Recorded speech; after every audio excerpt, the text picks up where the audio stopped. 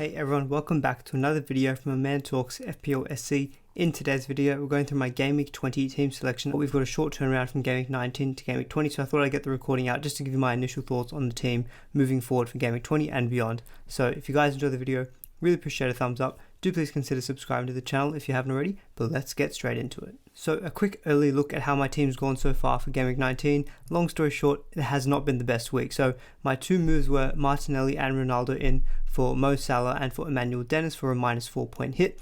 Obviously taking out Salah didn't feel right, but we had to, the reason I went for it was that, apart from this game against Leicester, I wasn't really going to captain him, I think, in the next few weeks moving forward, given that he's going away for AFCON duty. But seeing how poorly Leicester defended yesterday against Man City, I'm very concerned that I don't own Mo Salah getting into Game Week 20, but let's see about that and moving forward a little bit later in the video. But just seeing how the team went, I won't go too in-depth as I haven't actually been able to watch the highlights of every game so far, but Arsenal were pretty convincing in that 5-0 win over Norwich, so Ramsdale with a clean sheet there. But unfortunately, Martinelli, my transfer in, 5 goals but didn't get in amongst the action, so only the 3 points there. And his substitute replacement, Emil Smith-Rowe, scores another goal off the bench. I think it's just going to be one of those things where I sold Smith-Rowe on Game Week 8 in my wildcard, and he's just going to keep tormenting me, I think, for the rest of the season, and I'm probably not going to get a chance to get him back into the team by the look of it. But positively, Lacazette, who we did bring in last week, he scored a goal and assist, scoring a penalty, so happy with that. And his assist for Saka was pretty fortunate. I mean, he kind of just passed it and Saka did the majority of the work, but look, I'm not complaining. I need every point I can get this particular game. So 11 points from Lacazette, really happy with that. Not so much with the Chelsea defenders there, so Reece James and Alonso combined 1 point for the pair of them. I mean, James going the own goal is just pretty unfortunate overall, but yeah, definitely looking to, I think, move off at least one of the Chelsea defenders. Probably would be Alonso, as I've got a little bit more value tied up in Reece James, but yeah, they're just not doing the goods so far, and they've got what looks like extra injuries now to Kante, so that probably does mean defensively they're not going to be as solid. In the midfield, again, already referred to that, but pretty, not very good showing overall. So Martinelli just a 3. Bernardo Silva and Foden, really frustrating seeing Man City score 6 goals and neither of them getting anything. So Foden was obviously benched in this game, so only played around half an hour. Bernardo Silva played the full 90 minutes. He actually created a big chance for Raheem Sterling, so he could have gotten an assist. But yeah, just really unfortunate. And I mean, he was getting in the right places. That's the thing. His positioning was looking good. He was looking good on the eye, but just wasn't getting any of the chances. They just weren't falling to him. So only scoring the 2 points in 6 goals, and it's now, I think, 17 goals I think that Man City have scored over the past 3 game weeks.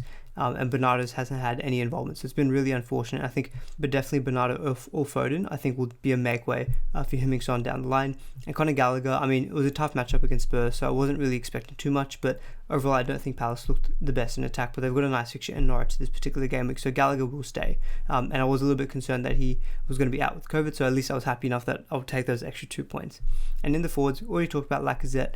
Antonio coming off the bench and scoring a goal was it was beautiful to see. Played the 45 minutes, so hopefully he does play now in the next game against Watford.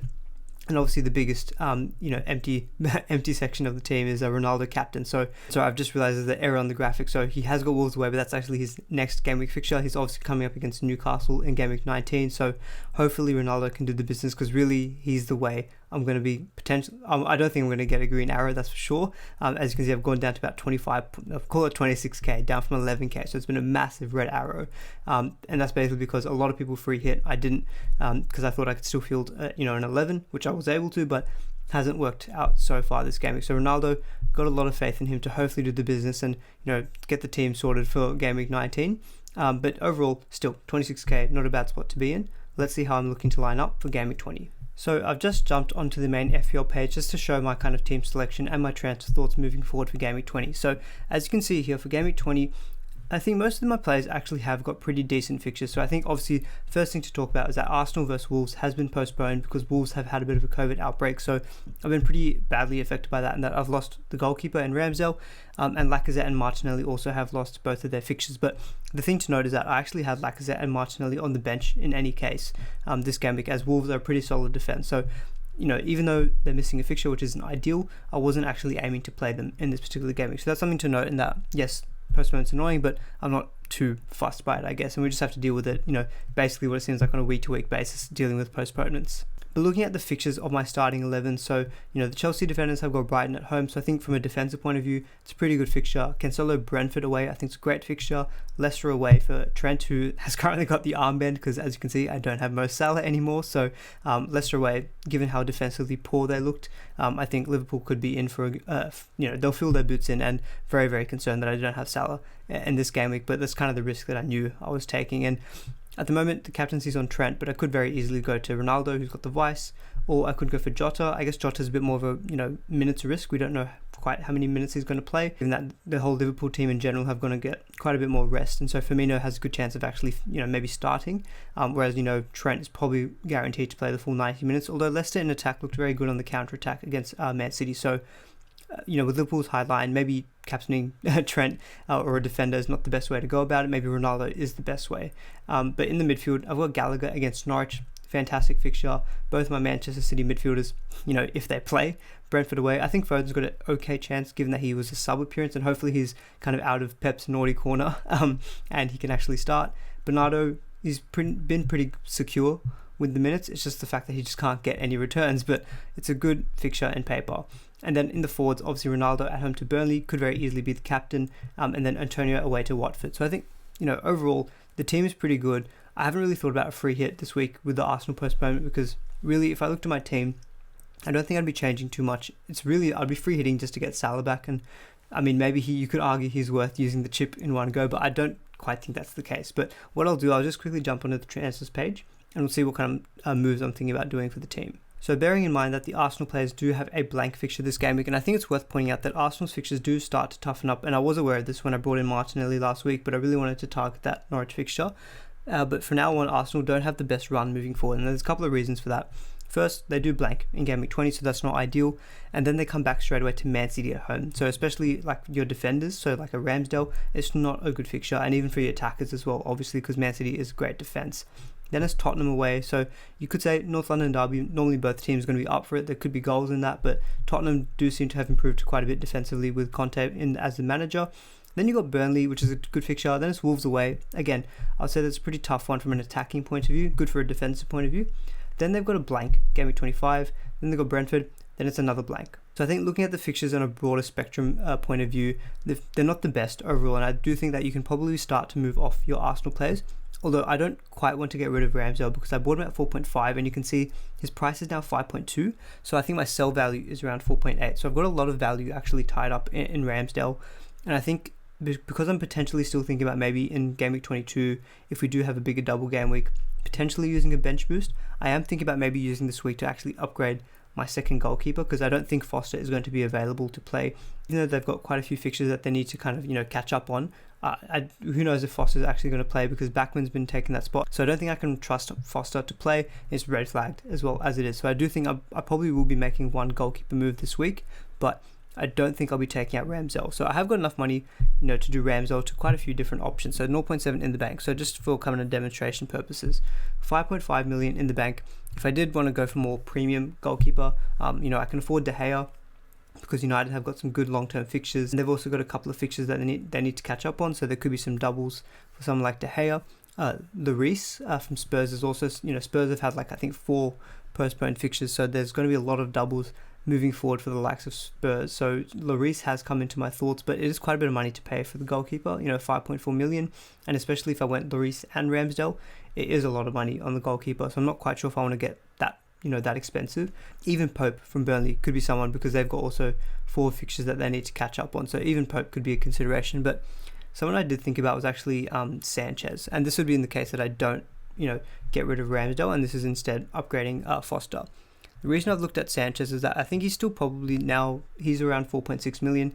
I think he's probably still the best keeper at that price point. You can see, even looking on the list of the goalkeepers there, he is the highest point scoring kind of cheap goalkeeper. Brighton also do have a few fixtures that they need to postpone as well, and he actually rotates quite well with Ramsdale. So bearing in mind that Ramsdale had blanks in game weeks 25 and 27, in those weeks Brighton do have Watford and Aston Villa, so 2 good game weeks where you could very easily play Sanchez, and Brighton do have a decent chance, I think, of doubling in game week 22.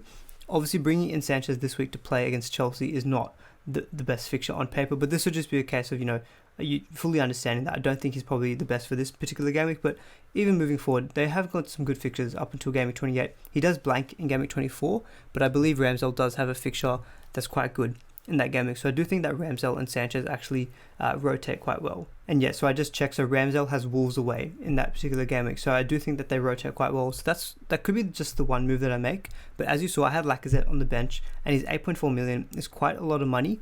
And I think in terms of what I'm looking to do with the team moving forward, I think, as I kind of previously touched on, I think I'm still definitely looking to take out one of the Chelsea defenders, probably Alonso, and maybe cheapen up in that position. So maybe like an Eric Dyer, Ben Davies from Spurs, maybe even a Reguilon, or maybe a Diego Dallo from Manchester United.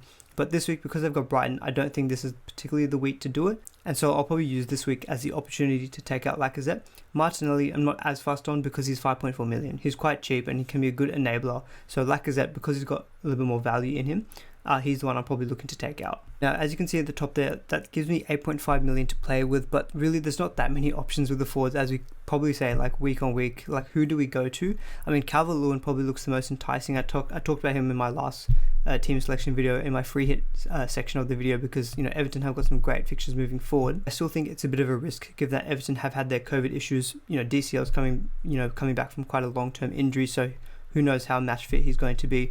Honestly, even Neil Maupay has come into my thinking. I mean, he has scored 7 goals so far this season, and as you can see, the 3 games that he has played, the last 3 that he's played, he has scored in each of them. And as I kind of showed with Sanchez, they don't have the worst, you know, medium-term fixtures. The problem is that Brighton's attack is just not really that good. So he's someone who's in my thoughts, but someone I'm probably more seriously thinking about is more budget. Is someone like Josh King or maybe Broha from Southampton. Now, you know, I think Broha probably would be a better option in terms of value, given that he seems to have a little bit more attacking threat around him. Watford, you know, I don't think are as good of an attacking team, especially now that they're probably going to lose Emmanuel Dennis to AFCON. I just don't know how much faith I have in Watford. So I'm just leaning to go to Broha because he's even cheaper. And as you can see, just what I'm thinking about with future moves in terms of funds. So those could be very easily the 2 moves that I make this week for a -4, yet again. 3.3 million in the bank, so it'd be Lacazette to Broha, and Foster to Sanchez.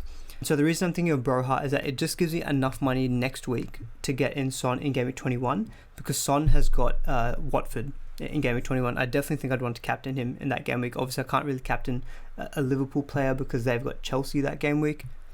And as you can see, 10.8 million in the bank. Son has already gone up to 10.5 now, so that's about a 0.3 million kind of buffer. So there's not really too much more to play with now. Obviously, the game weeks are coming thick and fast, so price changes aren't happening as quickly. But Son is definitely a key target that I want to go for, because obviously Spurs have got good chance of doubles coming up. And if you had noticed before, King was 5.8, and so he's a full 0.6 more expensive than Broha. So this actually would have priced me out of Son. Obviously, I could maybe take out Foden, and I could still take out money other ways in terms of, you know, I could take out Alonso to one of those cheaper defenders. But I just want to leave myself the flexibility of that. You know, if I just have to make the one move, say, for example, I don't know, I just happen to want to keep Alonso because maybe they've got a good double game week for whatever reason, I kind of don't want to just force myself to have to take that extra move of taking out Alonso to create the funds. This way, if I just bring in Broha, I can do Bernardo to Son in one move, as opposed to having to make the extra transfer. So that's the reason why I'm going for Broha probably over the likes of Josh King. Neil Maupay maybe could come into my thinking. I don't know if that's just me being knee jerky because he scored and I've just got a massive red arrow as it stands. But at the moment, I'm leaning towards Lacazette down to Broha and Sanchez in for Ben Foster. And so I'd play Sanchez this game week against Chelsea. Not ideal, but at least it gives me 2 playing goalkeepers. Sanchez, you know, could be a good bench boost keeper, and I still think that Ramsdale is a good option moving forward. Got a lot of value tied up in him. But otherwise, if you see the squad there, it's a full playing 15, and so it still leaves me that flexibility of maybe also wanting to play the bench boost in game week 22 if I decide to do so. If not, and the fixtures don't fall my way, I'm very open to playing the free hit as well in game week 22. But this is where I stand at the moment with the team. Well, that's it, guys. That is my Game Week 20 team selection. Apologies I wasn't able to go through my whole kind of Game Week 19 review, but I'm still waiting on that Manchester United game. But obviously, very quick turnaround in terms of deadline. So I wanted to get this out and, you know, give you guys enough time to kind of get an insight into my thinking. So hopefully you guys enjoyed the video. Really appreciate a thumbs up if you did. Definitely subscribe to the channel as well if you do enjoy the content. Good luck in Game Week 20 and also your final results for Game Week 19. And I'll see you all in the next video.